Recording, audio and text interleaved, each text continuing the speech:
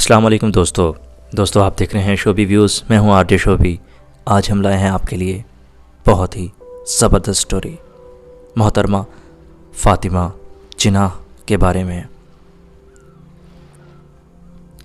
دوستو جہاں پر اصول پسندی، حب الوطنی، غیرت مندی، دیانتداری، وقار، حق گوئی اور بے باکی کا نام آتا ہے، یا ایسے الفاظ یا ایسے القابات کا نام آتا ہے، تو اشارہ اسی عورت کی جانب جاتا ہے. جی بالکل، میری مراد محترمہ فاطمہ جناح کے نام. محترمہ فاطمہ جناح 30 جولائی 1893 کو کراچی میں پیدا ہوئیں. ان کی ملی خدمت کی بنا پر قوم نے انہیں خاتون پاکستان اور مادر ملت کے لقب سے نوازا، جو ہر دل عزیزی ان کے حصے میں آئیں. فاطمہ جناح سے پہلے اور ان کے بعد کسی پاکستانی خاتون کے حصے میں اب تک یہ شرف نہیں آیا. محترمہ فاطمہ جناح قائد اعظم کی سب سے چھوٹی بہن تھیں. آپ کا اصل نام فاطمہ بائی تھا، لیکن شہرت فاطمہ جناح کے نام سے پائی. آپ کے والد کا نام جناح پونجات اور والدہ کا نام سکینہ مٹھی بائی تھا.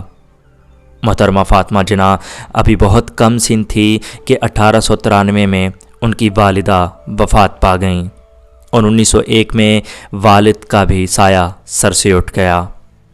قائد اعظم محمد علی جناح نے اپنی چھوٹی بہن کے سر پر شفقت کا ہاتھ رکھا اور ان کی تعلیم پر خاص توجہ دی. پہلے انہوں نے فاطمہ جناح کو باندرا کانوینٹ اسکول میں داخل کروایا.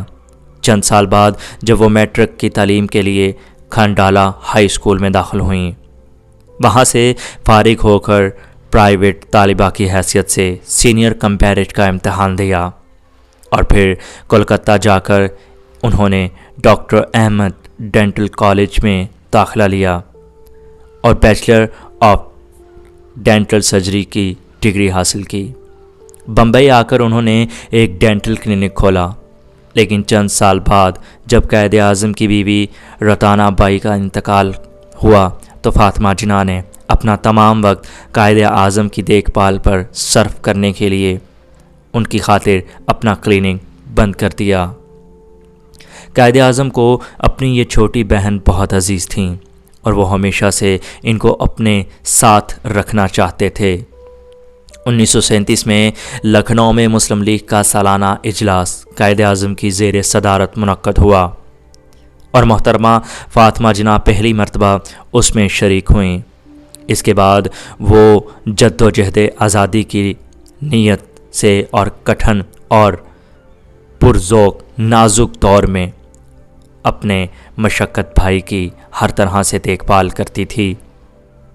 انہوں نے مسلم خواتین کی تعلیم، سیاست اور سیاسی معاشرتی ترقی کے لیے بے انتہا کام کیا. آل انڈیا مسلم لیگ نے شب خواتین کی سرپرستی کی. قائد اعظم نے اگست 1947 میں کراچی کلب میں تقریر کرتے ہوئے فاطمہ جناح کی خدمات کا اعتراف ان الفاظ میں کیا: فاطمہ میرے لیے حوصلہ افزائی اور تقویت کا مستقل ہے. جن دن میں خطرہ تھا کہ انگریز حکومت مجھے گرفتار کر لے گی، یہ میری بہن ہی تھی جس نے میرا حوصلہ بڑھایا اور کہا، اس وقت جب انقلاب رونما ہونے کو تھا، اس نے امید افزائی باتیں کی اور میری ہمت بڑھائی، میری صحت کا ہمیشہ سے خیال رکھا. محترمہ فاطمہ جناح نے بے پناہ خلوص، لگن اور اعتماد کے ساتھ تحریک پاکستان میں حصہ لیا اور اپنے آپ کو قائد اعظم کے دست و بازو ثابت کیا. جس صوبے میں مسلم لیگ کا اجلاس ہوتا، اس کے ساتھ خواتین کا اجتماع بھی منعقد ہوتا اور فاطمہ جناح ان جلسوں سے خطاب فرماتیں اور خواتین کو تحریک پاکستان میں بھرپور حصہ لینے کی تلقین کرتیں. ان کو اپنا نصب العین اور مشرقی تعلیم بھی بتاتی، جس طرح سے اس وقت کی خواتین میں ملی جذبہ اور آزادی کی لہر بھرپور طور پر سما گئی. انہوں نے مردوں کے شانہ بشانہ کام کیا اور پاکستان کی خاطر سر دھڑ کی بازی لگا دی۔ چنانچہ ایک موقع پر قائد اعظم نے فرمایا کہ پاکستان بنانے میں جن عناصر نے میرا ساتھ دیا ان عناصر میں ایک عناصر فاطمہ جناح سر فہرست ہیں۔ شب و روز لگا کر محنت سے قائد اعظم علالت کے اثر نمودار ہوئے تو فاطمہ جناح نے ہر گھڑی ان کے آرام اور علاج کا خیال رکھا اور آخری لمحات تک ان کی نگہداشت کرتی رہیں۔ 11 سپٹمبر 1948 کو قائد اعظم جب خالق حقیقی سے جا ملے تو فاطمہ جناح کی زندگی نہایت پرآشوب دور شروع ہو گیا۔ وہ فطرتاً بڑی نڈر، دلیر، حق کو اور جمہوریت پسند واقع تھیں۔ اگر انہیں جاہ و منصب کی حرص ہوتی تو ارباب اختیار کے ہاں میں ہاں ملا کر سب کچھ حاصل کر سکتی تھیں، لیکن جب انہوں نے لوگوں کو قائد اعظم کے اصولوں سے انحراف کرتے ہوئے دیکھا تو پوری قوت سے ان کے خلاف آواز بلند کی۔ محترمہ فاطمہ جناح کی آواز کو دبانے کی پوری کوشش کی گئی اور ایسے حالات پیدا کر دیے گئے کہ وہ کچھ عرصے کے لیے سیاست سے کنارہ کشی اختیار کریں، لیکن جب وہ سہتے سہتے سیاست سے کنارہ کشی اختیار کر گئیں، لیکن جب قوم کو ایک امر قہری کا مقابلہ کرنے کی ضرورت پڑی تو پرانے سالی کے باوجود فاطمہ جناح جرت اور ہمت کی علامت بن کر 1964 کے صدارتی انتخابات میں حصہ لینے کے لیے میدان میں آ گئیں۔